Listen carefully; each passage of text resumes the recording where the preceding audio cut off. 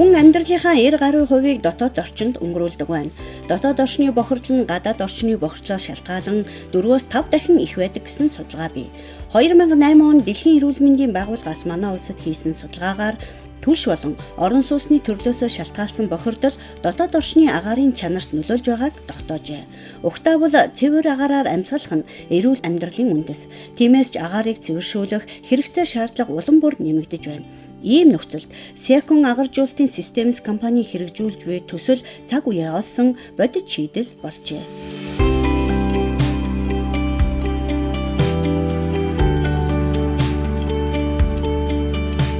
Агааржуулалтын систем үйлдвэрлэлтээрээ бүгд найрамд Солонгос улсын зах зээлийн 42%-ийг эзэлдэг тус компани 2008 онд байгуулагдсан. Бүх эд ангиа дотооддон үйлдвэрлэдэг нэгдсэн системтэй бөгөөд нян вирусын эсрэг хамгаалалттай байгаль дээлтэй бүтээгдэхүүн үйлдвэрлэдэг онцлогтой. Seacon агааржуулалтын Systems компани нийгмийн хариуцлагынхаа хүрээнд Монгол улсын цаг уур орчны онцлог тохирсон агааржуулалтын төхөөрөмжийг хэд хэдэн байгууллагад үн төлбөргүй суйрлуулсан нь ажиллагчдын эрүүл аюулгүй орчныг бүрдүүлэхэд үнэтэй хувь нэмэр оруулж байгаа юм. 저희 회사는 작년서부터 몽골 улсад хэрэгжүүлэх төслийн төлөвлөгөөг манай компани өнгөрсөн оноос эхлэн боловсруулж эхэлсэн. Судалгаа явуулсны үр дүнд Монгол орны хувьд цөлжилт, агаарын бохирдол, ялангуяа нарийн ширхэг тоосонцрын агуулмж өндөр байгаа нь хүний эрүүл мэнд болон орчны чанарт сөргөөр нөлөөлж байгааг тогтоосон юм.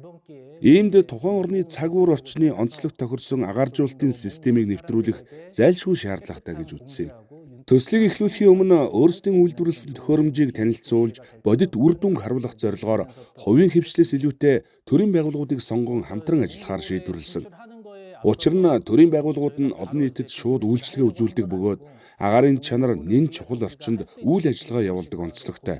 Тиймээс наривчилсан судалгаа үнэлгээний үндсэн дээр агааржуулалтын систем нэн шаардлагатай 3 байгууллагыг онцлон сонгосон юм.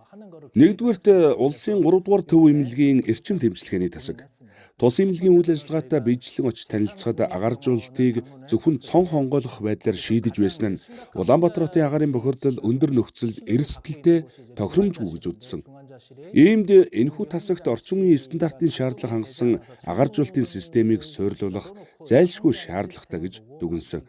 Хоёрдугаарт хөгжлийн бэрхшээлтэй иргэдийг дэмжих төвийн сургалтын өрөө. Компьютерийн тоног төхөөрөмж бүхий уг танхимд олон хүн удаан хугацаагаар сууж хичээлдэг боловч агааржуулалтын систем огт суйрлагдаагүй. Агаарын солилцоо хангалтгүй, бөхчим орчин бүрдсэн байсан. Энэ нь суралцагчдын эрүүл мэнд болон суралцах орчинд сөргөөр нөлөөлөх эрсдэлтэй нөхцөл үүсч байна гэж анзаарсан юм. 3 дугаарт Монголын үндэсний олон нийтийн радио телевизийн архивын хэсэг. Архив нь үндэсний түүх, баримт бичгийг хадгалдаг онцгой ач холбогдолтой орчин боловч тухайн байршилд чийгшил өндөр агааржуулалтын систем хангалтгүй байсан.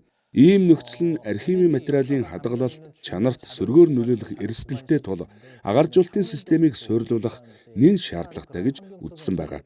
Иймд манай компани эдгээр байгууллагуудад агааржуулалтын системийг үн төлбөргүй суйрлуулж, Монгол орны цаг уур орчны онцлог тохирсон шийдлийг нэвтрүүлэн ажиллаж байна. 일을 하는데 이제 장소를 이제 고려를 했습니다. Эмнэлгийн орчинд минут, секунд бүр үн цэнтэй. Хүний эрүүл мэнд зөвхөн эмчилгээнээс хамаардаггүй. Эмчийн ур чадвар, тоног төхөөрөмж чухал хэдий ч өвчтний эдгэрэл эмчилгээний үр дүн эрсдлийг бууруулахад дотоод орчны агаарын чанар чухал нөлөө үзүүлдэг байна. Эрүүл мэндийн байгууллага, эмнэлгийн байгууллага хамгийн гол чухал тулгымцсан асуудлын нэг бол энэ агаар сэлгэлт агааржуулалтын асуудал байгаа. Тэгэхээр манай Монгол улсын хувьд бол ерөөхдөө бол дандаа нөгөө хуучин Орсын стандартын барилгуудтай ажилладаг. Тэгээ итгэхгүй юм агаарчлалтын системтэй. Биднэрт одоо бас нэг гол тулгамж байгаа асуудал бас яг энэ агаар сэлгэлт, агаар цэвэршүүлэлт, KIP технологи гэдэг энэ одоо яг эмнэлгийн зориултын агаар шүүх, агаар халаах, агаар цэвэршүүлэх гэх технологи одоо нэлээд асуудалтай байгаа.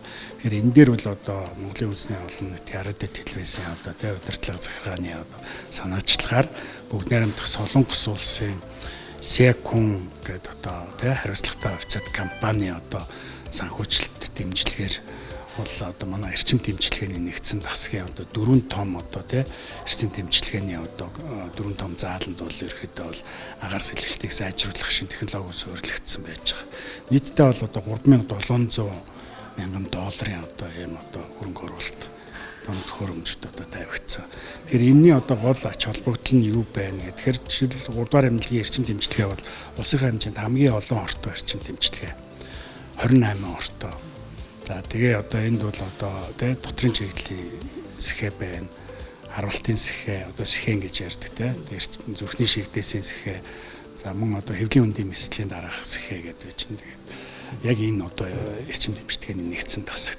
Бусад хэсгүүдэд бол одоо нархины мэслийн дараах, зүрхний мэслийн дараах гэдэг одоо тэ сэхэ эрчим тэмчилгээ сэхэнүүд бол ажиллаж байна. Тэгэхээр ингээд шатараатаа бас одоо энэ агаар сэлгэлт эрчим тэмчилгээний одоо тэ агарын одоо орчин нөхцөлийг сайжруулах үйл ажиллагаа явж байгаа. Тэгээ энэ дээр бол одоо биднэрт аюу том дэмжлэг тусалцаа үзүүлсэн гэж ойлгож байна. Эмнэлгийн эрчим тэмчилгээний тасгийн агаар сэлгэлтийг сайжруулснаар өвчин үүсгэгч бактери агаарт байх нөхцөлийг хаах, нянгийн гаралтай дотоодын халдварын эрсдлийг бууруулах, эрүүл мэндийн тусламж үйлчилгээ авч буй иргэд болон эмч, сувилагч, эмнэлгийн ажилчдад аюулгүй орчныг бүрдүүлэх зэрэг олон талын ач холбогдолтой. Агааржуулалтын системийг суйрлуулснаар ямар үр дүн, өөрчлөлт гарсныг эмчээс тодрууллаа. За тэгэхээр энэ агааржуулалтын систем яг суйрлуулалтын хувьд яаж суйрлуулагдсан? Гадна агаараа авж байгаа хэсэг нь эндээ бас байгаа юм шиг байна, тийм ээ? Тийм угаасаа яг энэ хэсэг дээрээс агаараа сороод тэгээд синс ажиллаа тэгээд буцаагаад бас ингээд гаргадаг хэсэг нь эндээ байгаа гэсэн үг. Тэгэхээр энд бол нэлээд хүчтэй мотор ажиллана гэсэн үг. Тэгээд агаараа сороод тэрийг тухайн одоо нэг одоо агарын хамгийн оптимал хэмжээнд нь хүртэл халаагаад 23-24 хүртэл халаагаад тэгээд шүүгээд тэгээд тараасныхаа дараа буцаж сороод буцаад ингээд гаргашдаг. Өрөөнүүдээр яаж яг явж суйрлуулсан? Энд ингээд нэмэлт таас. Одоо ингээд яг энэ таасны дээгүүр бол ингээд бүтэн хоолоонууд нь явж агаад ингээд дэмжлүүлэгчийн байгаа хэсгүүд рүү ингээд дамжаад ингээд тараад орсон. Бүх хэсгүүд рүү тараа орсон байна гэсэн. Тэгээд энд болохоор яг нэг удирдлагын хэсэг нь байгаа гэсэн үг. Тэгээд ерөнхийдөө нэг гол ялгаа ямар байна яг агарын одоо нэг гол ялгаа нь болохоор нэг агарын бохирдлыг одоо илтгэдэг нэг гол индексүүд нь болгоод байна. PM 2.5, PM 10 ингээд энэ тоосон сурвалжтаар агарын бохирдлыг тооцоолоод тэгээ ерөнхийдөө өмнөх манай систем болохоор нөгөө хуучин ямар ч тийм итгэхгүйгээр агааржуулдаг байсан. Тэр нь болохоор яг л Улаанбаатар хотын гадаа ямар бохирдолтой яг тэрэнгүүрэл байдаг гэсэн үг байхгүй. Гэтэл энэ нь ингээд тусгай шүүгчтэй болоод тэгэхээр шал өөр болчихж байгаа. Жишээ нь одоо хэдүүлээ нөгөө Улаанбаатар хотын нөгөө агарын үзэсгэлэл PM тоосромжийн хэмжээ гадаа нэг 30-аас 40 байдаг ч юм уу.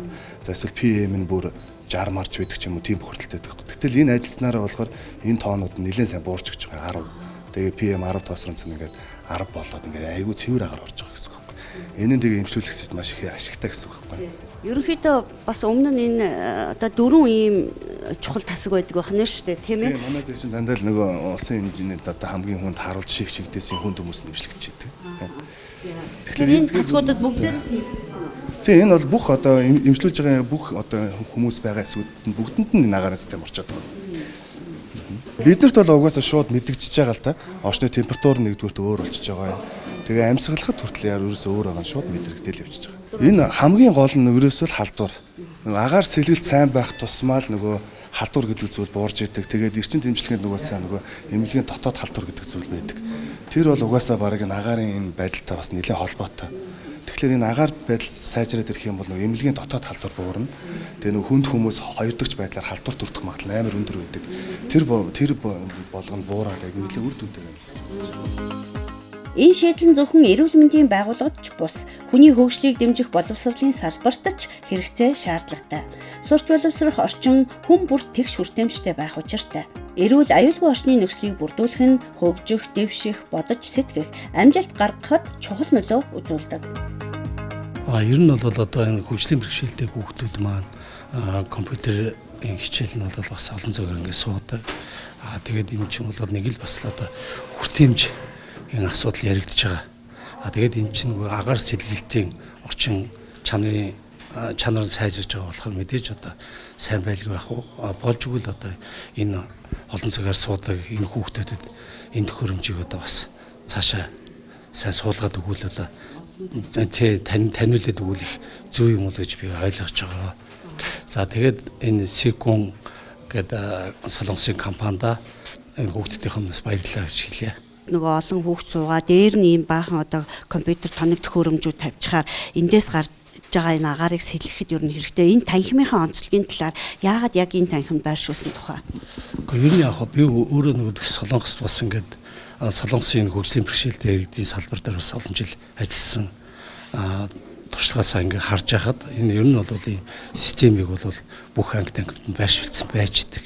Нэг ялангуяа энэ хөгжлийн бэрхшээлтэй энэ хүүхдүүд маань одоо бас нэг нойлын өрөөнд орох асуудал янз янзын ингээд олон цагаар суух гэх мэтлэн ингээд эрүүл мэндийн асуудлуудаасаа болоод зайлшгүй одоо энэ агаар сэлгэлтийн төхөөрөмж бол байх ёстой гэдэг одоо үүднээсээ би одоо бас ингээд агентлагуудаа санал тавиад ингээд Секунд компани маань үржээд ингээд тавьж өгсөн бас ингээд их үр бүтээлтэй үр дүнтэй ийм одоо ажил боллоо гэж би бодож байна. Яагаад энэ танхимыг сонгож авсан гэхээр энэ олон компьютер ажиллаж байна. Олон цагаар хүүхдүүд маань энэ хичээлээд автаж байна. Энэ компьютерээс гарч байгаа уур тийм ээ. Энэ ер нь синсний одоо халуун нагаарч гэдэг юм уу тийм ээ. Иймэрхүү орчноос нь шалтгаалаад зайлшгүй одоо энэ компьютерийн энэ танхимд бол байх ёстой маа гэж одоо бид нар үзээд энэ танхимыг сонгосон юм аа. Эзэмсэн боловсрол хийсэн бүтээл мартагдчихгүй дурсамж цаг хугацааны эрхээр үн цэнэ хадгалдаг. Монголын үндэсний олон нийтийн радио телевизийн алтан сан хөмөрг нь 1930-ад оноос хойш радиогийн бичлэг, 1960-ад оноос өнөө хүртэлх телевизийн дуу, дүрс бичлэгийг хадгалсан Монголын хамгийн том аудио, видео архив юм. Энэхүү түүхийн үнэт үгийг хадгалж хамгаалахад тусгай стандарт бүхий орчны шаардлага зайлшгүй хэрэгтэй.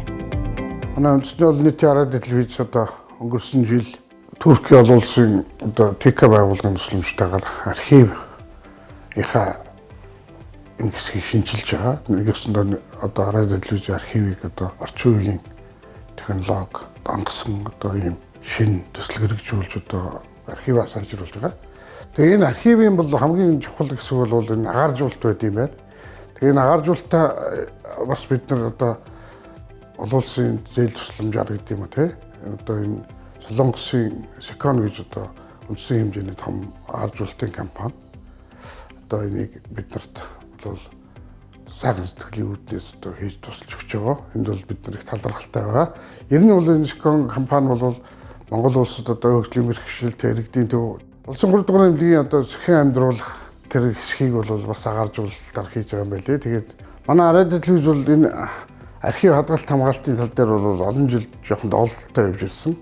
Ялангуяа энэ хальс 35 мм хальс, канал хальс, телевизийн хуучны одоо 16 мм хальснуудыг бол бид нар бол стандартын дагуу хадгалж чаддгүй байсан.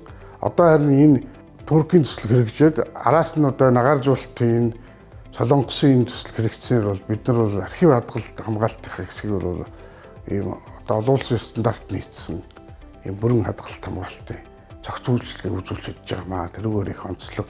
Энэ бол одоо манай үндэсний олон нийтийн радио телевизийн хийж байгаа одоо сүүлийн одоо 20 жилд хийсэн одоо хамгийн том бүтээн байгуулалтын ажил болж байгаа маа. 3 өөр орчин, 3 өөр хэрэгцээ. Гэхдээ нэг шийдэл, нэг зорилго. Секон агааржуулалтын системс компани хэрэгжүүлж буй төсөл нь дотоодын агаарын чанарыг сайжруулах замаар хүний эрүүл мэнд, аюулгүй байдал, боловсролын үр дүнг дээшлүүлэх, цаашлаад соёлын өвийн хадгалалт хамгаалтад томоохон хөрөнгө оруулалт болж байна. Энэ нь зүгээр нэг тоног төхөөрөмж суйрлуулах үйл явц бус, харин нийгмийн бүхий л давхаргад шууд болон шууд усаар нөлөөлөх үн цэнэ бүтээж буй хариу нэхээгүй тус юм.